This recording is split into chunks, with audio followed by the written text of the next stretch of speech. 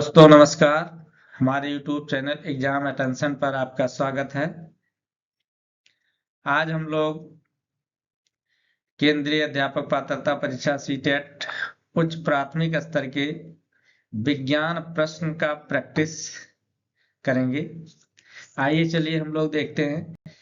Question number 1, प्रश्न संख्या 1 है, मीरा अपने एक मित्र के घर पर 5 किलोमीटर दूर एक पैकेट पहुंचाने साइकिल से जाती है। वो 12 किलोमीटर प्रति घंटा की चाल से जाती है और 8 किलोमीटर प्रति घंटा की चाल से वापस आती है, तो उसकी पूरी यात्रा के दौरान औसत चाल, तो औसत चाल निकाल सकते हैं। औसत चाल के लिए आपको औसत चाल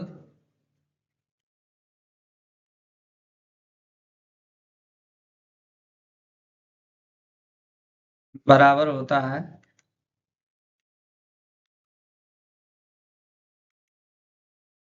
बराबर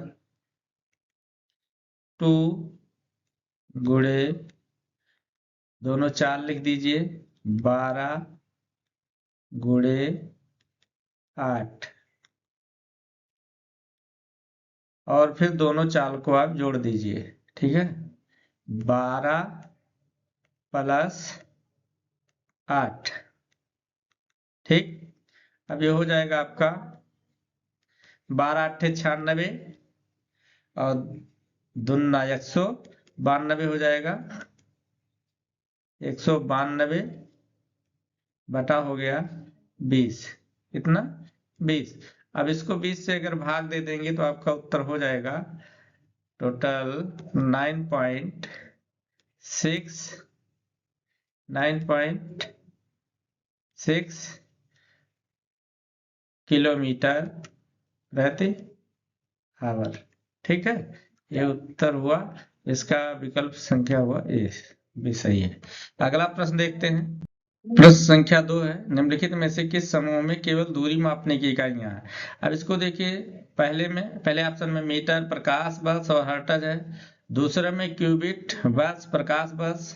तीसरे में क्यूबिट, मीटर, प्रकाश वर्ष। और चौथे में मीटर, हर्ट्ज, क्यूबिट है।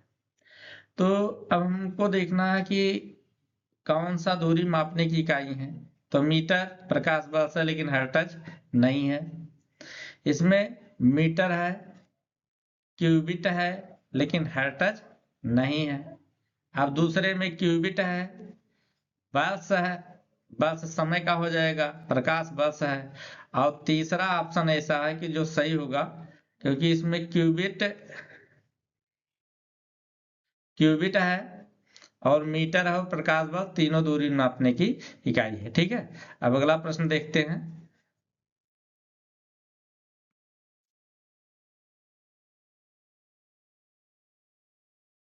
समीर अपने कंचे गोली को फर्श पर बिछी 3 विभिन्न सतहों तनी, सेलोफेन शीट, कालीन और समाचार पत्र पर लुढ़काता है। कंचे पर लगने वाला घर्षण बल बढ़ते क्रम में किस प्रकार होगा। अब इसमें जो है सब समाचार पत्र, सेलोफेन शीट, कालीन।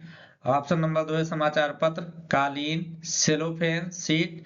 ऑप्शन नंबर 3 है सेलोफेन शीट, समाचार पत्र, कालीन। ऑप्शन नंबर 4 है सेलोफेन शीट, कालीन, समाचार पत्र। तो देखो, इसमें सबसे खुरदरा जो अधिक होगा वो कालीन होगा, सबसे अधिक खुरदरा कालीन होता है। तो इसमें ये दो ऑप्शन तो वैसे निगलेक्ट हो जाएंगे, क्योंकि सबसे लास्ट में होना चाहिए कालीन। क्या होना चाहिए, कालीन। अब कालीन से कम खुरदरा समाचार पत्र हो गया, और सेलोफेन शीट जो होता है ये सबसे अधिक चिकना होगा, यानी सबसे अधिक चिकना होगा, उससे कम चिकना समाचार पत्र, उसके और कम चिकना कालीन होगा। यानी इसका ऑप्शन नंबर 3 सही हो जाएगा। अगला प्रश्न देखते हैं। प्रश्न संख्या 4 है, कोई वस्तु रैखिक रूप से समान वेग से गतिमान है। यदि समय को x अक्ष पर निरूपित किया जाए तो निम्नलिखित में से कौन सा कथन सही है? ऑप्शन नंबर 1 है, गति का दूरी समय ग्राफ x अक्ष के समानांतर एक सीधी रेखा होगा। गति का वेग समय ग्राफ y अक्ष के समानांतर एक सीधी रेखा होगा। गति का दूरी समय ग्राफ y अक्ष के समानांतर एक सीधी रेखा होगा। तो इसका होगा गति का वेग समय ग्राफ x अक्ष के समानांतर एक सीधी रेखा होगा। तो इसका ऑप्शन कौन सा सही है, आप लोग भी बताएं।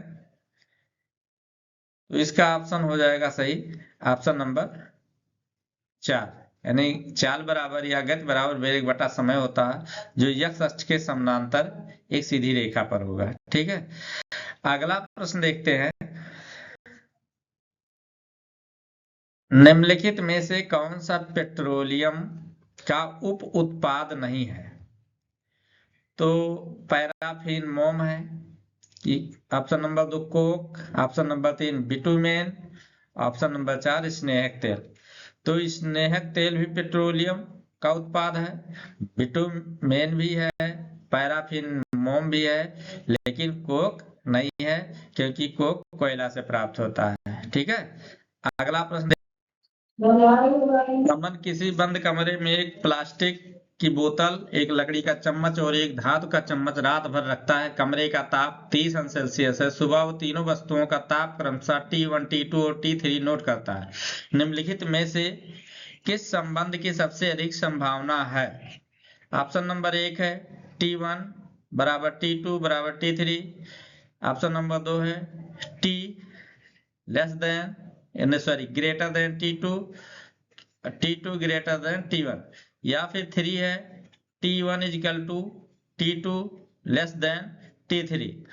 अब ऑप्शन नंबर 4 है T1 greater than T2, T2 greater than T3। तो इसका ऑप्शन नंबर फर्स्ट सही हो जाएगा, क्योंकि सब का टेम्परेचर बराबर ही रहेगा, इसमें कोई परिवर्तन नहीं होगा। ठीक है, अगला प्रश्न देखते हैं, निम्नलिखित जीवों में से कौन प्रकाश संश्लेषण द्वारा अपना भोजन बना सकता है? ऑप्शन नंबर 1 है शैवाल, ऑप्शन नंबर 2 कवक, option number 3 rhizobium, option number 4 virus. इसका आप सब बताइए, इसका उत्तर कौन सा सही होगा? इसका सही उत्तर होगा ऑप्शन नंबर 1 शैवाल।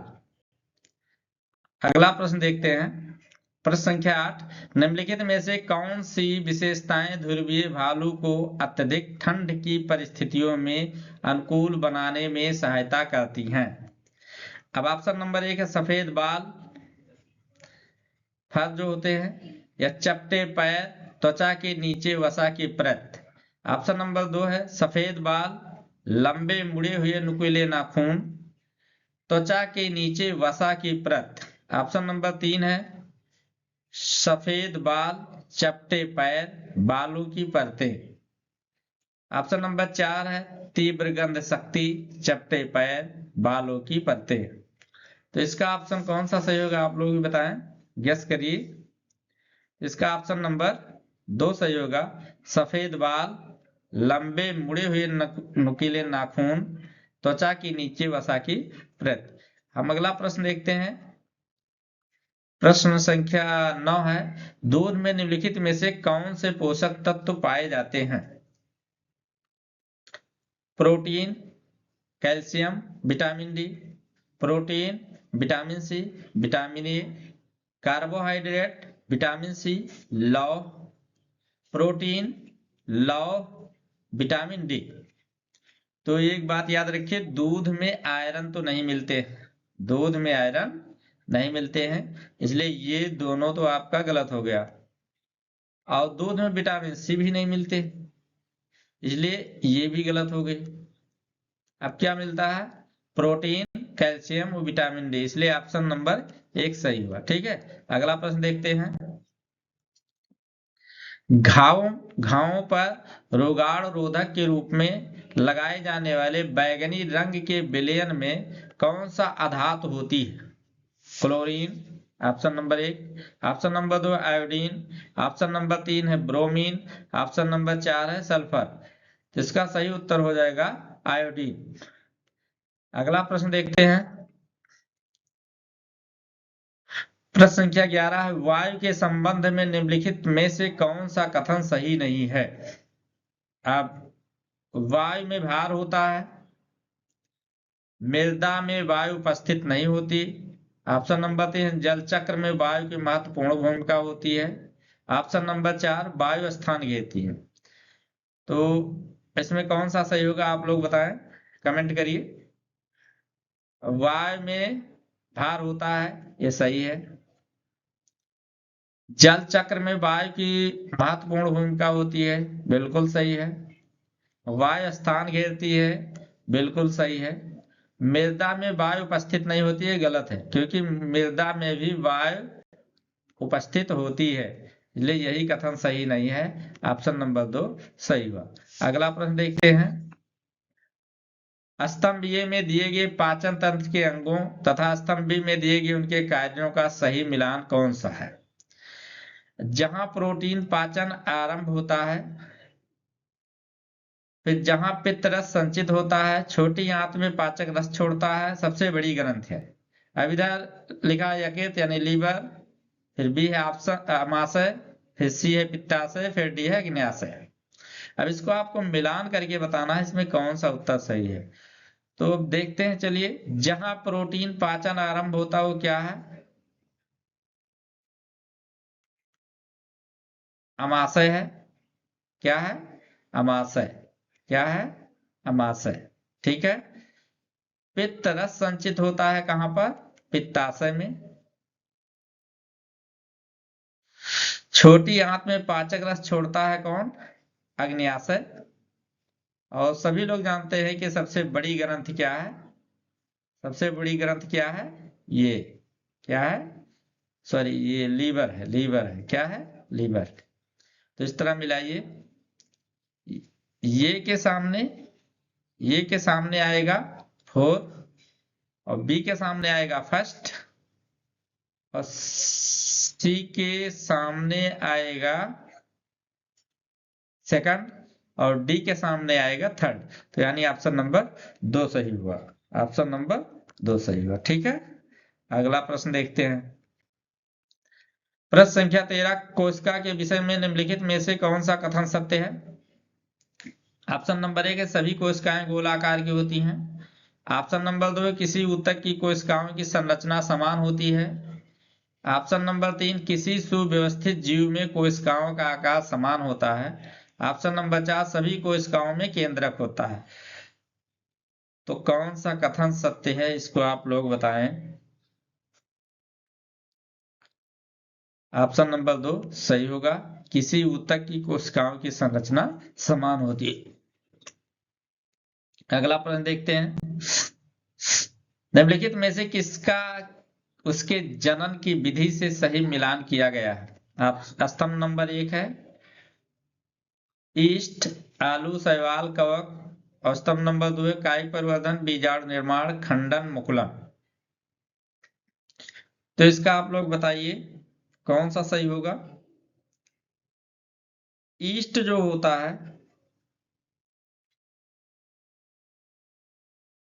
ईस्ट जो है पहले का ये हो जाएगा मुकुलन। क्या होगा? मुकुलन। क्या होगा? मुकुलन। ईस्ट का मुकुलन हो गया। फिर आलू में जो होता है वो कायिक परिवर्धन होता है। और शैवाल में क्या होता है?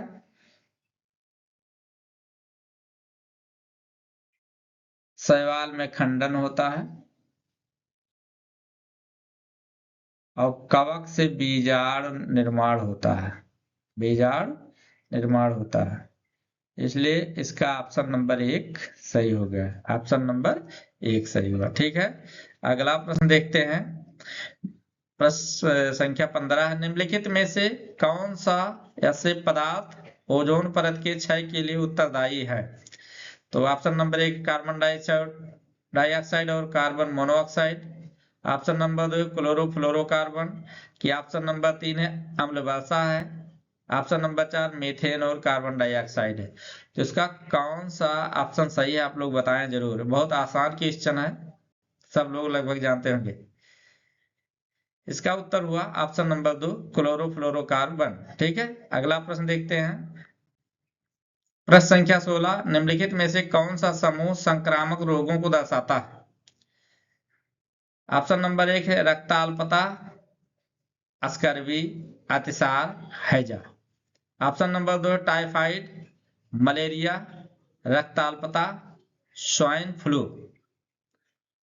ऑप्शन नंबर 3 है typhoid, swine flu, malaria, polio. Option number 4 है मधुमेह, टाइफाइड, मलेरिया, रक्ताल्पता। अब देखो इसमें जो ये मधुमेह है ये तो होगा नहीं, ये डायबिटीज जो नहीं हो सकता है, रक्ताल्पता नहीं हो सकता। फिर इसमें भी रक्ताल्पता दिया है, ये हो नहीं सकता है। इसमें भी रक्ताल्पता दिया है, ये हो नहीं सकता है। इस तरह मेथड अपनाइए। Typhoid, swine flu, malaria, polio, ये जो है संक्रामक रोग है। फिर अगला प्रश्न देखते हैं। प्रश्न संख्या 17, निम्नलिखित में से कौन सा विज्ञान की प्रकृति के बारे में असत्य है? विज्ञान ये दिया है, विज्ञान सदैव अस्थायी होता है। बी है विज्ञान संशयवाद को बढ़ावा देता है। सी विज्ञान ज्ञान के निर्माण की एक प्रक्रिया है। डी जो है विज्ञान की प्रकृति स्थिर होती है। अब इसको चुनिए कि कौन सा असत्य है। ऑप्शन नंबर 1 दिया है डी, ऑप्शन नंबर 2 दिया है बी, ऑप्शन नंबर 3 दिया है सी, ऑप्शन नंबर 4 दिया है ये। तो इसका आप लोग बताएं कि कौन सा ये गलत है।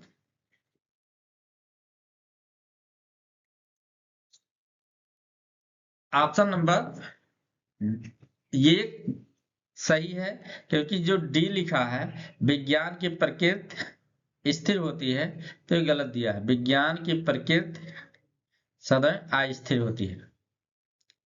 ठीक है, अगला प्रश्न है, निम्नलिखित में से किसका विकास विज्ञान द्वारा होता है? किसका विकास विज्ञान द्वारा होता है?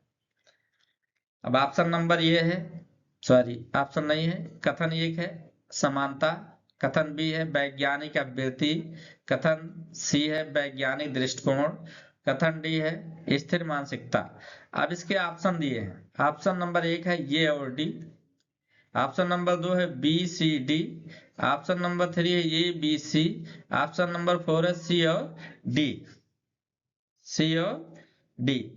तो इसमें किनका विकास विज्ञान द्वारा होता है? स्थिर मानसिकता, इसका विकास विज्ञान द्वारा नहीं होता है।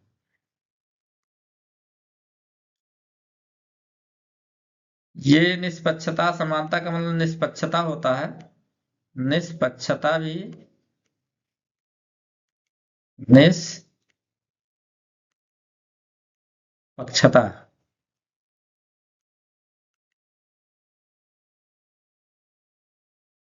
निष्पक्षता। ठीक है, तो निष्पक्षता हो जाता है, वैज्ञानिक अभिवृत्ति होती है, वैज्ञानिक दृष्टिकोण होता है, लेकिन स्थिर मानसिकता नहीं होता है, स्टेट माइंडसेट नहीं होता। ठीक है, इसलिए इसका ऑप्शन सही है सी, ऑप्शन सही है 3, यानी ए बी सी सही है, डी आपका गलत है। अगला प्रश्न देखते हैं। प्रश्न संख्या 19, एक विज्ञान शिक्षक की भूमिका होनी चाहिए। ऑप्शन नंबर 1 है शिक्षार्थियों को विविध प्रकार के अधिगम अनुभव प्रदान करना, ऑप्शन नंबर 2 है उत्पाद आधारित शिक्षण अधिगम वातावरण प्रदान करना, ऑप्शन नंबर 3 है रचनात्मक विचारों के स्मरण का अभ्यास कराने में शिक्षार्थियों का मार्गदर्शन करना। ऑप्शन नंबर 4 है सभी शिक्षार्थियों को उच्च संज्ञानात्मक क्षमता वाले प्रश्न गढ़ने के लिए प्रोत्साहित करना। तो इसमें कौन सा सही होगा, आप लोग भी विचार करिए और अपना उत्तर कमेंट बॉक्स में दीजिए।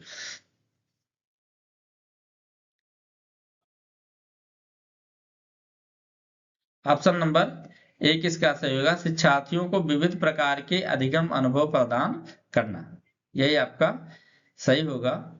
विज्ञान शिक्षक की भूमिका यही होनी चाहिए। ठीक है, अगला प्रश्न है, प्रश्न संख्या 20 है, राष्ट्रीय पाठ्यचर्या रूपरेखा 2005 के अनुसार एक अच्छी विज्ञान शिक्षा कैसी होनी चाहिए, उसके लिए 4 कथन दिए हैं। कथन ये है, शिक्षार्थी के प्रति सच्ची होनी चाहिए, शिक्षार्थी के परिवेश के प्रति सच्ची होनी चाहिए। ऑप्शन नंबर सी है शिक्षक के प्रति सच्ची होनी चाहिए। ऑप्शन नंबर डी विज्ञान के प्रति सच्ची होनी चाहिए। तो इसका ऑप्शन दिया है, पहला दिया है ए बी डी, दूसरा दिया है केवल बी और सी, तीसरा दिया केवल ए बी सी, चौथा दिया है केवल डी। तो इसका कौन सा ऑप्शन सही होगा, आप लोग बताएं। ये हमेशा समझ लो, एक निगलेक्ट होगा, शिक्षार्थी के प्रति सच्ची होनी चाहिए, सही है। शिक्षार्थी के परिवेश के प्रति सच्ची होनी चाहिए, ये भी सही है। विज्ञान के प्रति सच्ची होनी चाहिए, लेकिन शिक्षक के प्रति सच्ची होनी नहीं चाहिए। इसलिए क्या हुआ, गलत हुआ। इसका ऑप्शन क्या हुआ, ये बी डी सही हो गया है। अगला प्रश्न देखते हैं, प्रश्न संख्या 1, शिक्षार्थियों के अपने क्षेत्र में वायु प्रदूषण के स्रोतों के प्रति लोगों की जागरूकता का सर्वेक्षण करना। उपरोक्त अधिगम उद्देश्य में प्रयुक्त क्रिया शब्द सर्वेक्षण करना किस संज्ञानात्मक प्रक्रिया से सर्वाधिक संबंधित है।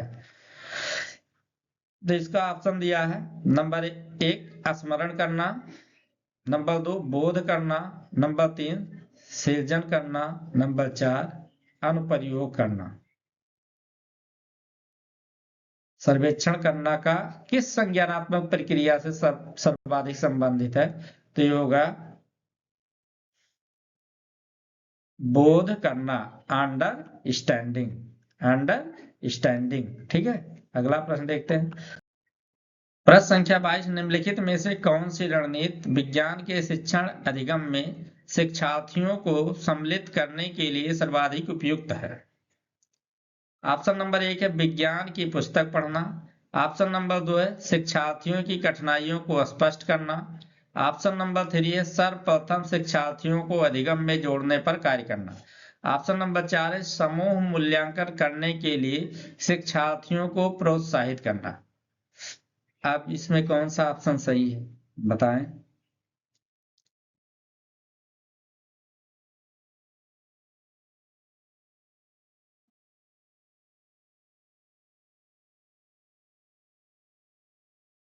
इसका होगा शिक्षार्थियों की कठिनाइयों को स्पष्ट करना, यही सर्वाधिक उपयुक्त है। ठीक है, फिर अगला प्रश्न देखते हैं, प्रश्न संख्या 23 है, निम्नलिखित में से किस रणनीति द्वारा प्रकाश के परावर्तन की संकल्पना का अर्थपूर्ण स्पष्टीकरण दिया जा सकता है। ऑप्शन नंबर 1 है संकल्पना आधारित एनिमेटेड वीडियो। ऑप्शन नंबर 2 है प्रकाश के परावर्तन को दर्शाने वाला चार्ट। ऑप्शन नंबर 3 शिक्षार्थियों द्वारा सफेद कागज की स्क्रीन पर प्रकाश के परावर्तन का अवलोकन कर निष्कर्ष निकालना। संकल्पना से संबंधित बंद प्रश्न पूछना, तो बंद प्रश्न पूछना हो नहीं सकता है, फिर ये चार्ट भी नहीं हो सकता है, एनिमेटेड वीडियो भी नहीं हो सकता है, इसलिए इसका ऑप्शन हो सकता है शिक्षार्थियों द्वारा सफेद कागज की स्क्रीन पर प्रकाश के परावर्तन का अवलोकन कर निष्कर्ष निकालना।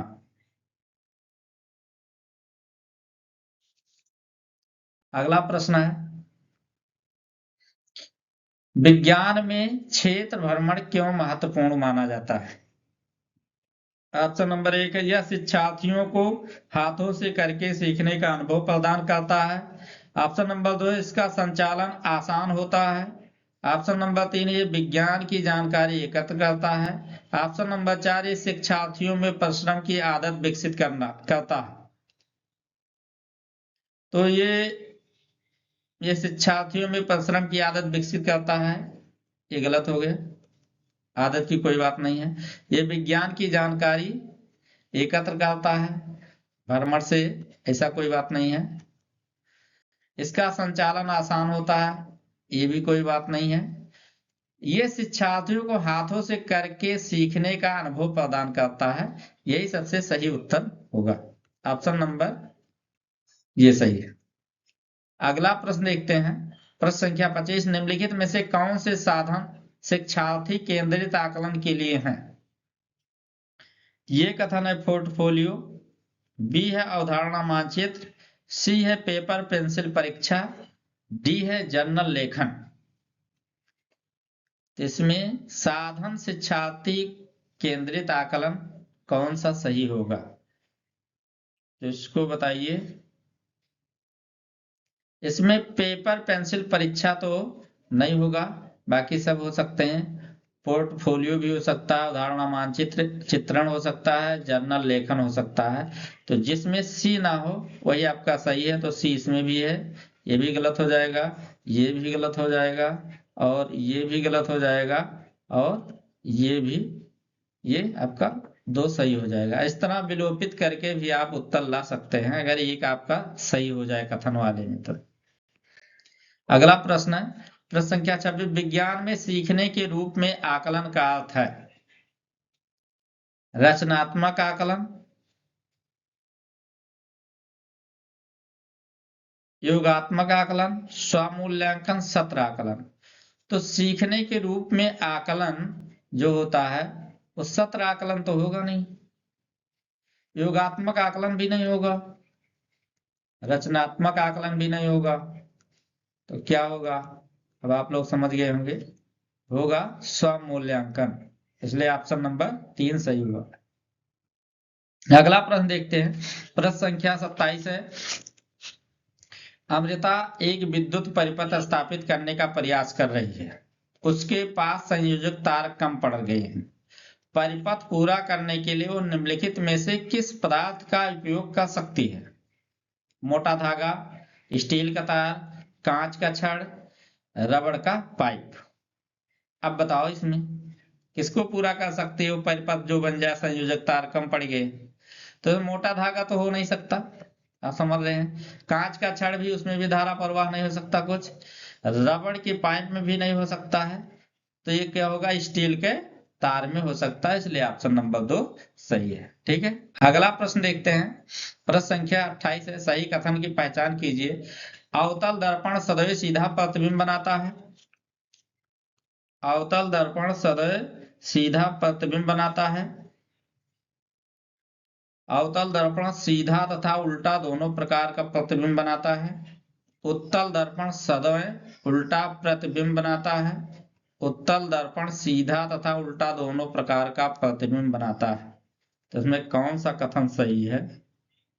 ऑप्शन नंबर 2 सही होगा, क्योंकि अवतल दर्पण सदैव उल्टा प्रतिबिंब बनाता है, उत्तल दर्पण सदैव सीधा प्रतिबिंब बनाता है, और ये उत्तल दर्पण सीधा सदैव बनाता है, इसलिए उल्टा हो नहीं सकता, इसलिए तीनों ऑप्शन गलत, या आपका ऑप्शन सही हो जाएगा। ठीक है, अगला प्रश्न देखते हैं,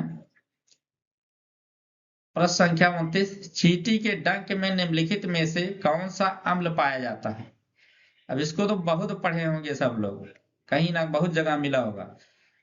एस्कॉर्बिक अम्ल, option number 1, option number 2 formic अम्ल, ऑप्शन नंबर 3 ऑक्जेलिक अम्ल, ऑप्शन नंबर 4 एसिटिक अम्ल। तो एसिटिक अम्ल तो उसमें मिलता है, सिरका और कम मिलता है। ऑक्जेलिक अम्ल उसमें मिलता है, सेब में मिल जाता है, और कई तरह से मिल जाता है।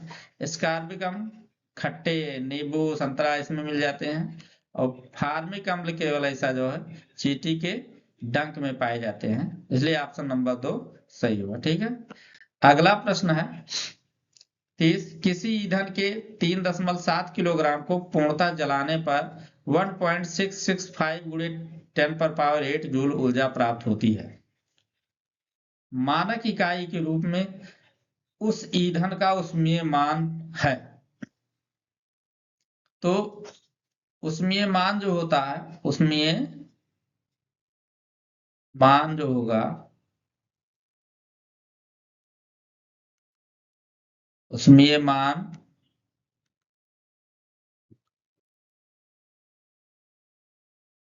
बराबर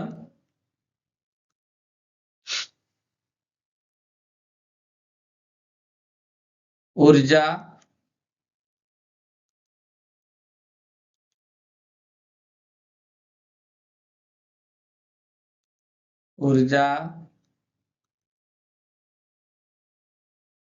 बटा द्रव्यमान,